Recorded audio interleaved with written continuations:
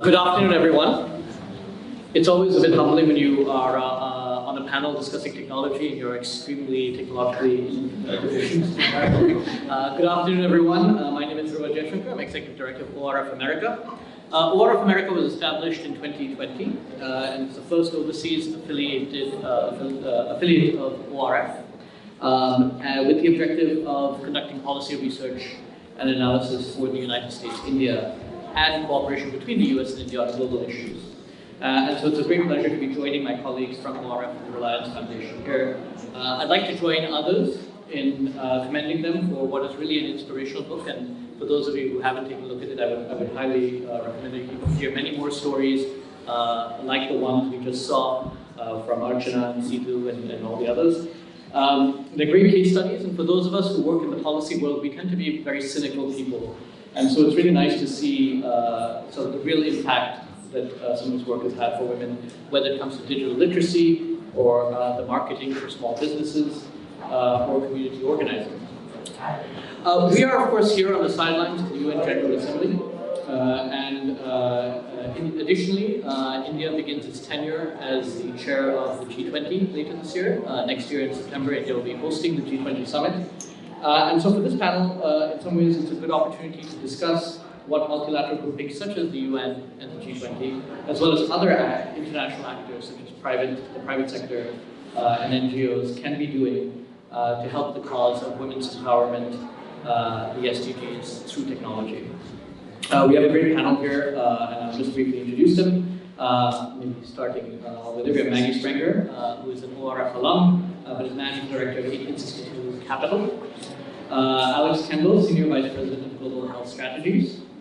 Panayotis Yannakougergos, who is with the NYU Center for Global Affairs, and also Professor W.P.S. Sidhu, also at NYU Center for Global Affairs. What I'm going to do is maybe start actually with Alex, if that's okay, which is, we saw some of the stories and the impact we heard also on the previous panel, the impact the pandemic had in many cases, very negative impact it had for people, whether it came from learning and personal finance, but also it presented an opportunity for accelerating things. But can you talk a little bit maybe on from a global health, public health perspective, the challenges are clearly vast and diverse, but has this focus on COVID-19 made cooperation on other health issues, maternal health, child mortality, communicable diseases, has that made it more complicated? Yeah, thanks, and it's really a pleasure to be here today. Thank you for having me. Just to state what you probably all know, the pandemic really has had a major and significant impact across the global health space on a whole range of issues. We've seen we have seen the most significant rollbacks in childhood immunization in a number of decades. The first year-over-year increase in tuberculosis deaths. Since 2005, we saw disruptions to access to family planning, increases in maternal deaths, and the list goes on. So we have a lot of work to do to both respond to the continued impacts of the pandemic and to also try to rebuild progress and momentum on the other many set of health issues that people face around the world. We saw those impacts on other health issues because resources were diverted, attention was diverted to respond to the pandemic, and our healthcare systems around the world were burdened and in some places hit a real breaking point. I think that we have many continued challenges ahead when it comes to global cooperation and our ability to tackle health issues. Financing is likely not to significantly increase for health. We know that the pandemic that we have spent the last handful of years addressing is one of many crises that we will continue to face, whether it is the next inevitable pathogen or climate change or others. So we have big challenges ahead. But I will say that the pandemic has also done a couple of things. One is it has shown us what is possible when we prioritize globally and collectively an issue.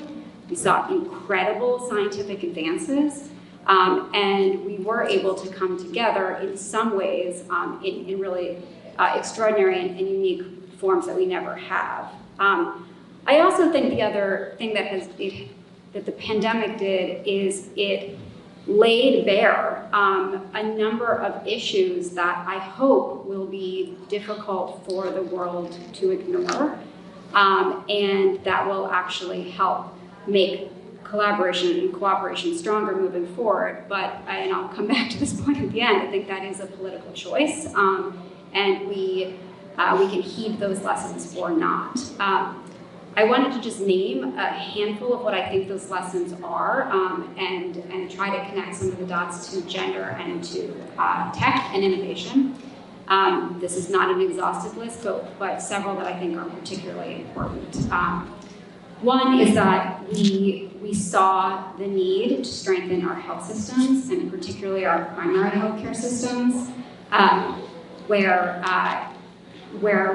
the vast majority of people's health needs are able to be met if our primary healthcare systems are strong. Half of the world's population still does not have access to the most essential healthcare services, and so as we look at making progress in global health, we have to invest in every possible means in strengthening our primary healthcare systems, and women and girls must be at the center of that commitment. The second lesson that we saw in COVID was just how critical the health workforce was, and that health workforce is primarily led by women around the world. There are some beautiful stories in the book that you all have about some of those female healthcare workers, but those healthcare workers are under-supported, underpaid, and often not paid at all, and that must be a priority moving forward. Her Excellency Helen Clark and others talked about the importance of women's leadership. Healthcare is led predominantly by women. 70% of our global health workforce are women, but only 25% of leadership in health is made up of women. And we see the consequences of that. 80% of COVID policies were gender blind around the world, despite the fact that the pandemic impacted women in very disproportionate and unique ways.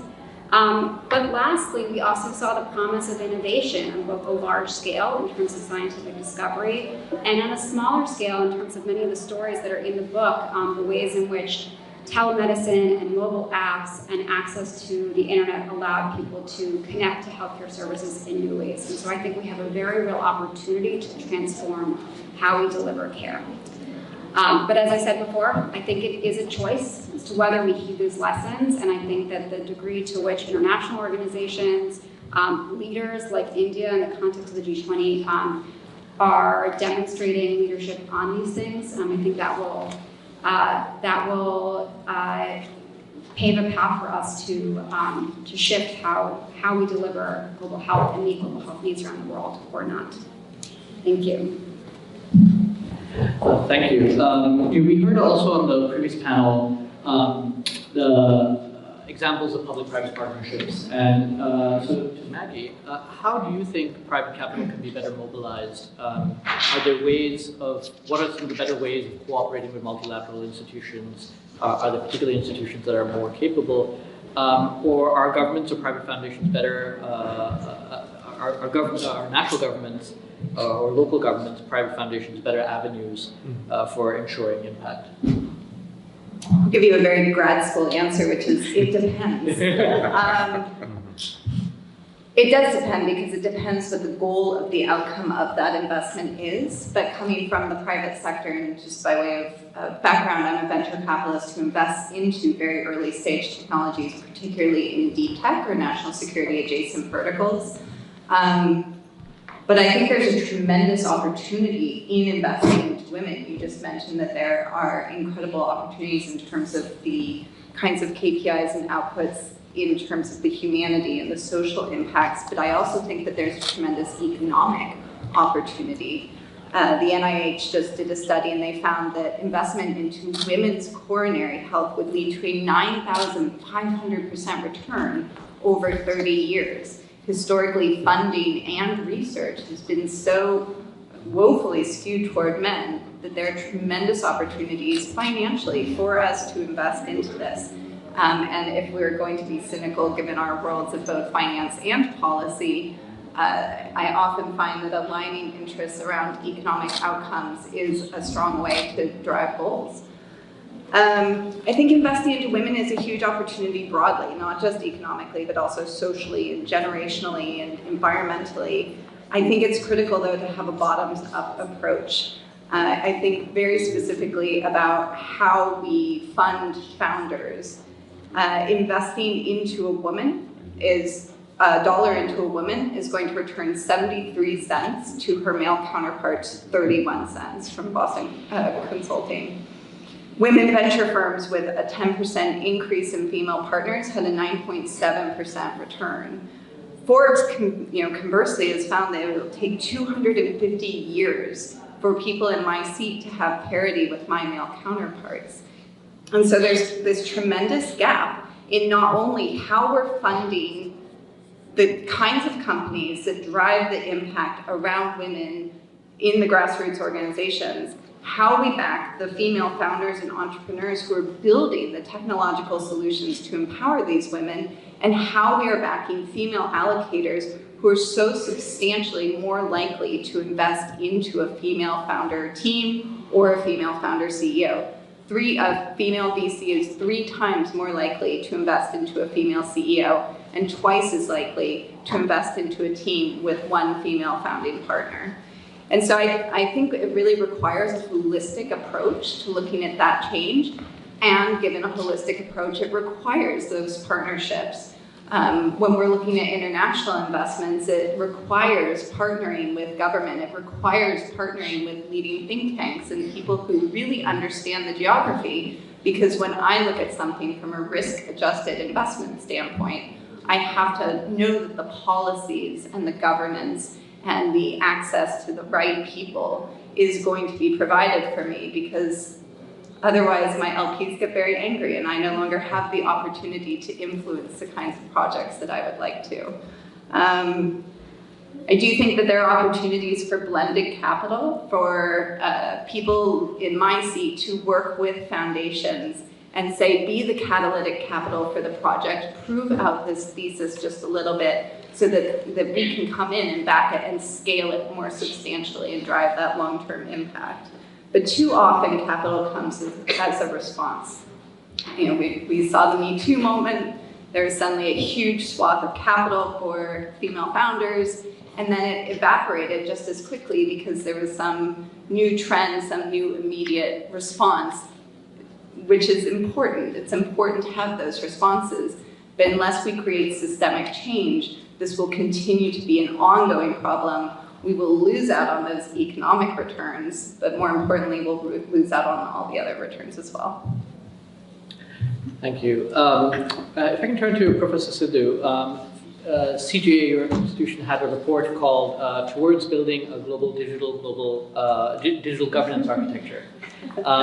And I was struck in it by the criticism of what it says is a very Western-centric approach to digital governance architecture, that several groups remain underrepresented, including women, and there's still sort of aspirational goals rather than enforceable goals. Could you speak a little bit about the report and what some of the conclusions were and how it's applicable? Thank you very much, Dhruva, for that, and Samir and ORF for putting up this really important dialogue and discussion. And I think before I begin, I'm going to take the lead from there and ask another graduate school kind of question, but of the audience. We're talking about multilateralism, we're talking about the UN, we're talking about G20, and let's take a very simple definition of multilateralism. 3 or more parties. Okay, very simple. And they can be private sector companies, they can be think tanks or NGOs, civil society, or they could be governments, right? How many multilateral initiatives are there dealing with digital? The honest answer is we don't know. But a slightly, one stab that we took at this was through this report. And I have to give credit to the United Nations Foundation for supporting this.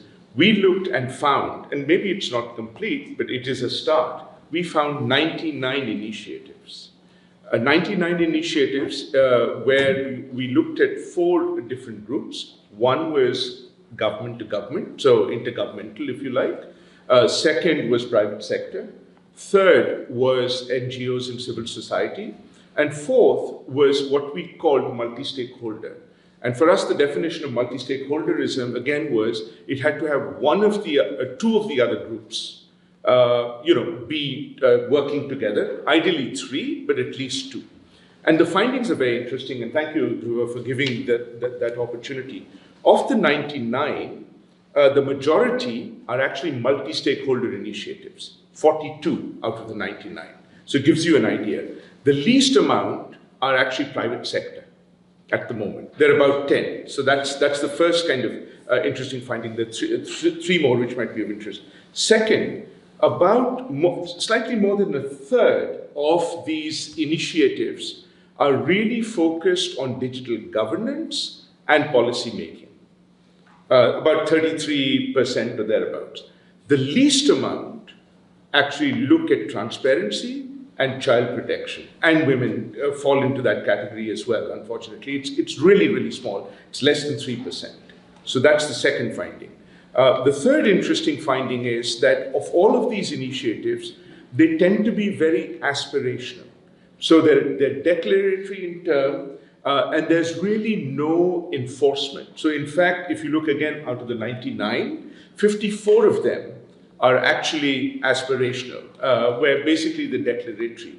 Only 8 have any kind of enforceability, where you basically, if the organization doesn't follow up, there is some kind of enforcement or penalty as well. Otherwise, it doesn't exist. And last but not the least, something, Dhruva, that you mentioned is the majority of these initiatives are Western.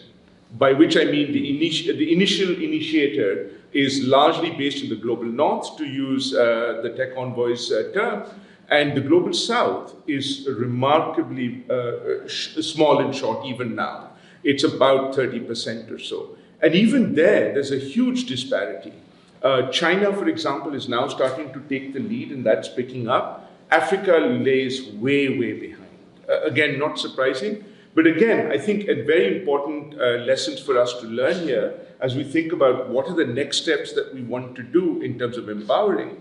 And again, taking the cue from the Tech Envoy of saying, how do we ensure Global South's participation right across all of these initiatives? So not just government to government, but where is Global South society, civil society? Where are the entrepreneurs? And that's why this report, the ORF report, is so important and so critical, even though it's only looking at a single sort of country. And of course, from there, there are a few findings that come into existence, some of which are very obvious. And I think in strengthening the multi-stakeholder model seems to be one way to go. Obviously, looking at areas beyond just governance is also important for us to keep in mind. A third thing, again, from a kind of, where I'm sitting at NYU and the Center for Global Affairs, is to make sure that we keep tracking these initiatives, that there is some kind of a global, how should I put it, just a template where you're actually discovering the rise and fall of these initiatives going forward and what they might contribute as well. So perhaps that's something where we can think of a partnership between Global North and Global South universities, Global North and Global South think tanks, for example, to just house this kind of research to do that as well. So I would encourage certainly ORF and the Reliance Foundation to see if they might want to be open to partnering with organizations like the UN Foundation for something like this as well. Thank you, Deepa. Thank you. So you looked at 99 multilateral institutions, found 99 problems, but the relief is one. We are in the town of Jay-Z after all. Right. Dr. Yanako Georgios, my Greek is a bit fuzzy. What, in your view, I mean, from your vantage point, you previously worked at the Air Force, you have a sort of security background. What are some of the main challenges you see to bringing digital tools into the hands of social entrepreneurs in the developing world, like we've seen in this compendium and in the video? There are obviously technological challenges. We've heard some of the financial challenges, the policy challenges. Could you speak a little bit to some of the cybersecurity and other technological challenges? Yes, thank you. Thank you for hosting us and this important and doing the important work that you've done in producing the report and hosting the opportunity for us to kind of highlight some of the key issues here.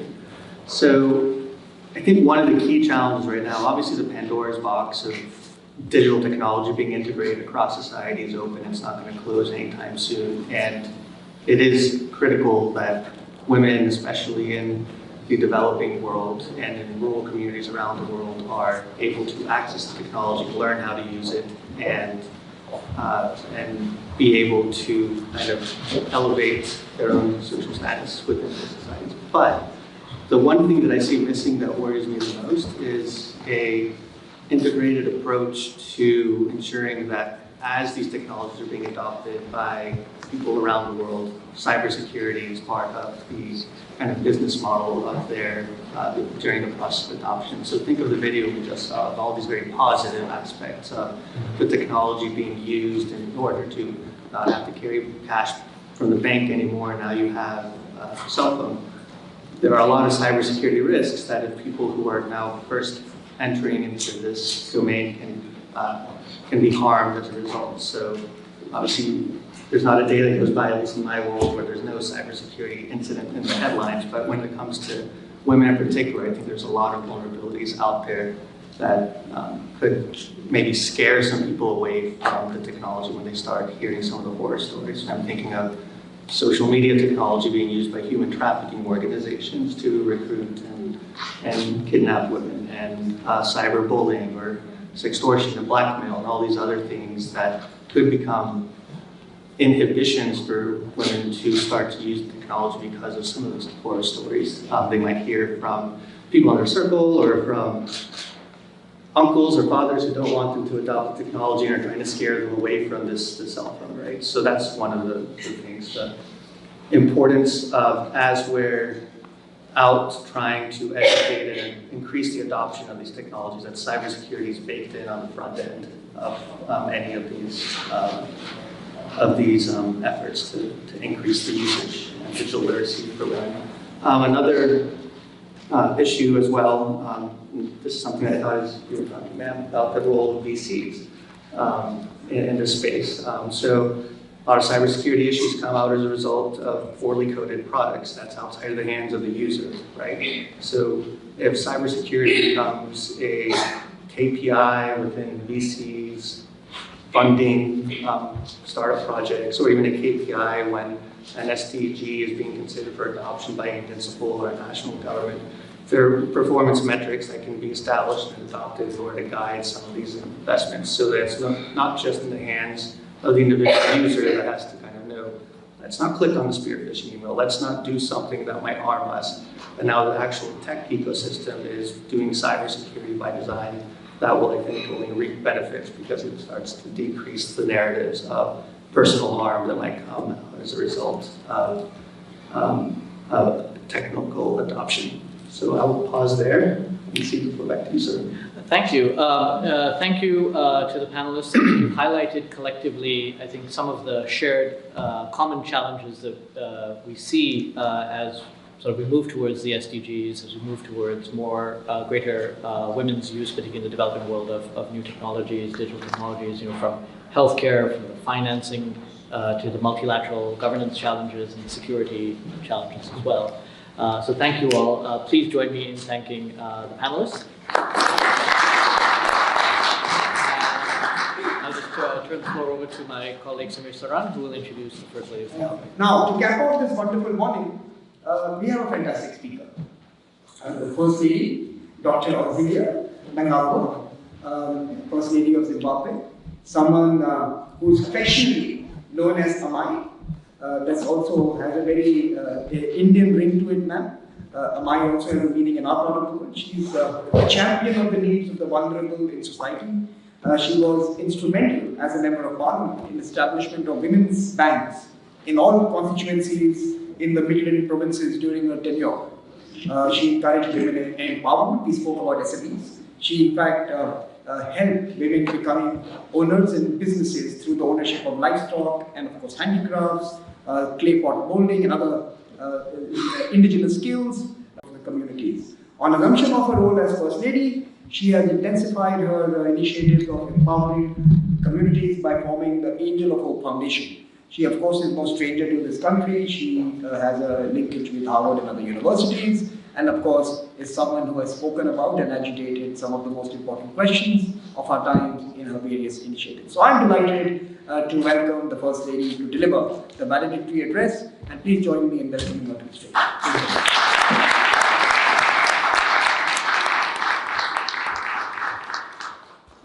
Good afternoon to you all. It is truly an honor to be standing in a room of so many people committed to a common vision. A vision that sees a bright future for all women. A vision that sees empowering young girls with the tools of success. A vision that sees bringing technology to those girls and women who may not have had access to it, so that they can be part of our collective future. Simply put it, a vision that sees and brings into reality a future across all nations, those developed and still developing. A vision that sees women and men being given equal opportunity to study, work, and impact the world in ways we have yet to imagine. I, like all of you here, believe that 17 Sustainable Development Goals are all achievable if we collectively work hand in hand and together as one global. Achievable if we collectively work hand in hand and we achieve our goals. I believe that by implementing the 17 goals, we enrich our people, our nations, and our world. Much of what I want to share with you today are examples of how we are achieving many of SDGs in Zimbabwe. I focused much of my attention and energy to the goals of ending poverty, abolishing hunger, guaranteeing good health and well-being along gender equality. And in implementing these goals, I have, of course, such an emphasis on developing global partnerships to achieve success. Like many of you here today, I'm a wife and a mother. Yet before I was either, I was a young girl growing up in a country and a world dominated by men, and with little opportunity for women to grow beyond their traditional role. I'm proud to say that countries of today are not the same countries we grew up in. I would like to use this opportunity to share with you much of what I'm seeing in today's life and my own personal efforts in the hope that those of us gathered here today can continue to ensure that the work we have all started continues to grow and impact women in every corner of our globe. 4 years ago, I launched the Angel of Hope Foundation in Zimbabwe. Its primary focus is to uplift the lives of disadvantaged children and other vulnerable members of society across the country. And 17 SDGs we have helped provide a roadmap for my foundation. As First Lady of an African nation, I felt compelled to do everything I can, given my position and platform, to make sure as a country and society we give young people, especially women and girls, the tools necessary to be productive members of their communities, as well as a sense of entrepreneurship to help grow the economic well-being of their families and their communities.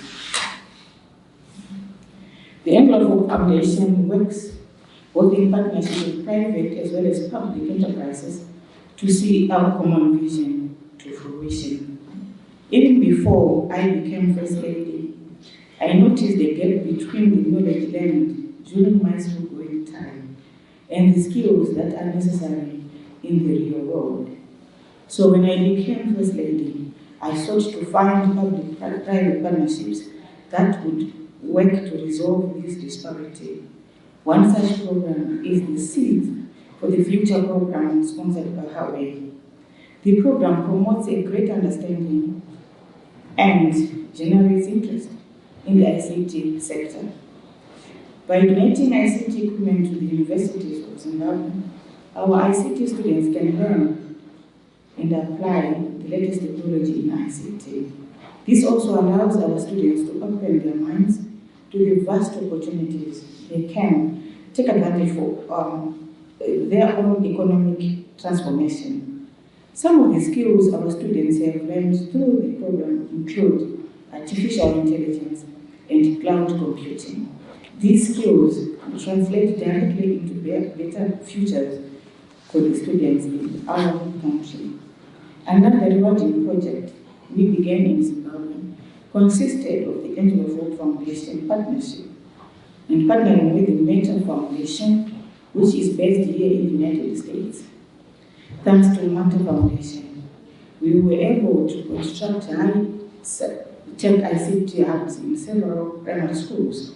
We chose as one of the hubs a primary school made up mostly of orphans and underprivileged children, who, in my opinion, are surely some of the wealthiest children to receive such an innovative ICT learning hub. The ICT hubs are equipped with iPads, MacBooks, and desktop computers, along with many other modern technological gadgets. The hubs are also equipped with high-speed internet in order to give these children access to information they want. The children learn various computer programming skills to help them achieve better grades in school, and also coming up with right decisions for their future. Another initiative I am extremely proud of is the partnership between the Angelo Foundation and the Zimbabwean University, one of our universities in the country. The initiative offers free higher education to women across all provinces in my country, including women in the female open prison system. These life-changing courses offered in various disciplines with a focus on ICT, giving women across the country access to education they never had before. Total transformation for quality education, and especially gender equality in education, involves both the reconstruction of educational institutions and the use of education in restructuring society. I believe, as I know you do, that education is a flame that burns bright for a lifetime. We must light this flame of change in the lives of girls and the underprivileged, because those who benefit will never slide backwards, but only move forward. Of course, as all of you know, education and empowerment are just a few of the SDGs. Health and well-being is another important goal we share and is most important in nations such as Zimbabwe, my country. As Zimbabwe's health and child care ambassador, I'm committed to universal and adequate health care in Zimbabwe with a focus on disadvantaged communities and women. We've started programs such as free cervical and breast cancer screening for women to achieve early detection, as well as encouraging men to go for periodic check-up. Quality of life for our citizens also means quality health care, such as detecting those horrible diseases early, so that we can treat them and enjoy our loved ones for many years into the future. Another area of good health and well-being that many developing nations share is access to good drinking water. Clean water is the most basic foundation to good health and a challenge which many of us face, not just in Africa, but in many other countries around the world. One of the initiatives, the Angel of Hope Foundation, in partnership with the Church of Latter-day Saints, headquartered in Salt Lake City, in Utah, is the drilling of boreholes in some of our most rural areas by simply offering access to clean water, which transform the lives of children in ways that cannot be imagined. The crops are healthier, the people are healthier, and prosperity flows wherever clean water flows. Finally, I want to touch on the global challenge of climate change. Each of us has unique challenges in our own countries. Some have to deal with large carbon footprints due to industry. Others have to deal with issues such as pollution seeping into the groundwater. One of the challenges we face in many African nations is the issue of waste management. In Zimbabwe, I have undertaken to start a nationwide educational program regarding recycling. But instead of making recycling only saving the environment, we have implemented a program to encourage waste collection at source and recycling as a means of income. By doing so, we now have thousands of people across the country taking advantage of the program so that while they are earning an income, they are simultaneously cleaning and protecting the environment.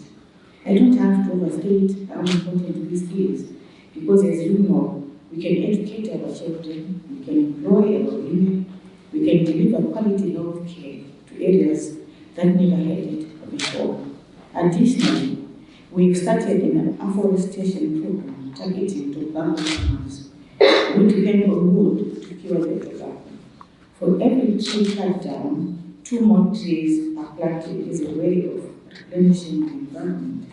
If we don't protect nature and our environment, none of these initiatives will matter. In closing, I hope I have been able to share with you some of the successes we've had in Zimbabwe towards achieving the Sustainable Development Goals. I've shared these successes not out of a desire for personal recognition, but rather with the hope that they can inspire others to seek similar successes in their own countries. As I have stated many times, only when we act as a global community towards achieving all 17 goals, we will find success.